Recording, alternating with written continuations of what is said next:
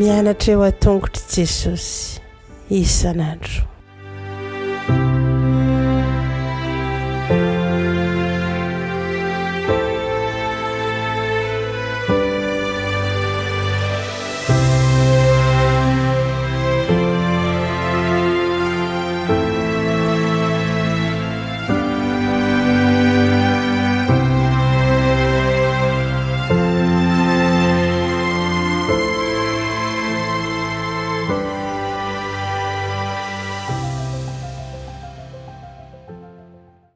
Fahameravatsika tsirairay avy tonga eto amin'ny fandraisana ny lesona ho an'ny lehibe indresika amin'ity talata ity, ary manonona ny fahasoavan'ny Tompo aminao mba azo hery ianao na sy fahalalana ao anatin'izany.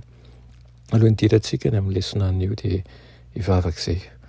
Ry Andriamanitra tsara ty isan'andro mbola fifalianao anay hatrany andray ny teninao ankehitriny. Ngataka aminao mba mila amin'ny fahatsoana sy ny heloka rehetra, ary koa amboly zavatsoa ao anatinay. Etezinao iteny manoloana anay amin'ny anaran'i Jesosy. Amen. Raha teny lesona antsika androany dia manao hoe raha ianao Tompo no manamarika ny heloka. Andika manokana bokin'ny Salamo fa 100 isika, izay maneho ny halehiben'ny fahotana sy ny fanantenana ihany koa an'ny mpanota ao anatiny. Ny fahorian'ny mpanao salamo dia mifandray amin'ny fahotan-tenany sy ny fahotan'ny olony. Mavesa-danja tokoa ny fahotan'ny olona, ka mandrahona ny ampisaraka ny olona amin'Andriamanitra mandrakizay izany. Ny sorona masina dia miresaka momba ny firaketana ny fahotana izay tehirizina ho any amin'ny andro fitsarana sy ny fanesorana ny anaran'ny mpanota tsy ao anatin'ny bokin'ny fiainana. Mitalao amin'ny famelan'Andriamanitra ny mpanao salamo izay hanafoana ny firaketana ny fahotana.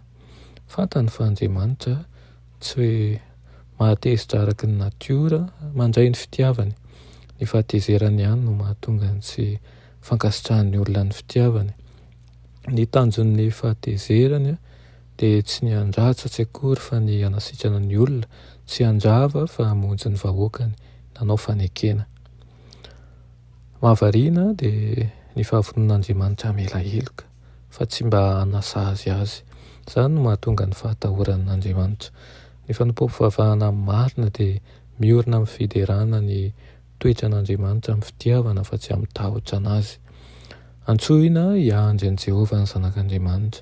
Dia ny Hebreo hoe kaoa na hoe miandry dia midika arabaky teny hoe manitatra, ary avy amin'ny teny Hebreo nadika hoe fanantenana. Noho izany ny fiandrasana ny Tompo dia tsy hoe fitongilanana fotsiny amin'ny toe-javatra mampahory, fa fanitarana izay feno fanantenana na fiandrasana ampahadodonana ny fitsabahan'ny Tompo. Ny fanantenan'ny mpanao salamo dia tsy mifototra amin'ny fahatsinjovany manokana fa amin'ny tenin'Andriamanitra. Tsy verimaina ny fiandrasana ampahatokinan'i Jehovah, satria aorin'ny alina maizina, aorianan'ny alina maizina, aorianan'ny zavatra mafy izany, dia tonga ny maraina ny fanafahana izay avy amin'Andriamanitra. Famaranana dia izao ny tsarovy. Jereo ny fomba nahatongavan'ny fianakaviana manokana izay natao mpanao salamo amin'ny fiarahamonina manontolo. Tsy afa-misaraka amin'ny an'ny vahoaka manontolo ny fahasambarany tsirairay. Tsy ho an'ny tenany ihany, tsy ho an'ny tenany ihany, tsy ho azy irery ihany no hivavaka ataony, fa ho an'ny mpiara-bela ihany koa amin'ny mahampino antsika.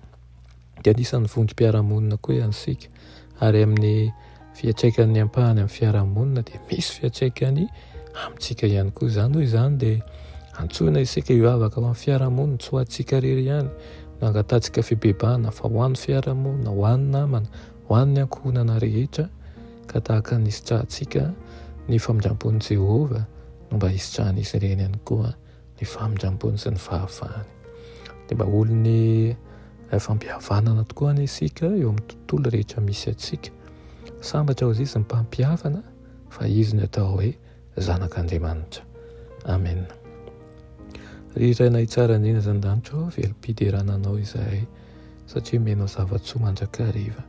ampianaro izahay fikitra amin'ny lalana izay atorina ho anay, ka ho fifaliana ho anao, fifaliana ho anay tokoa ny anaradianao sy anaraka nireo didina apetraka ao. Anaran'i Jesosy, amen.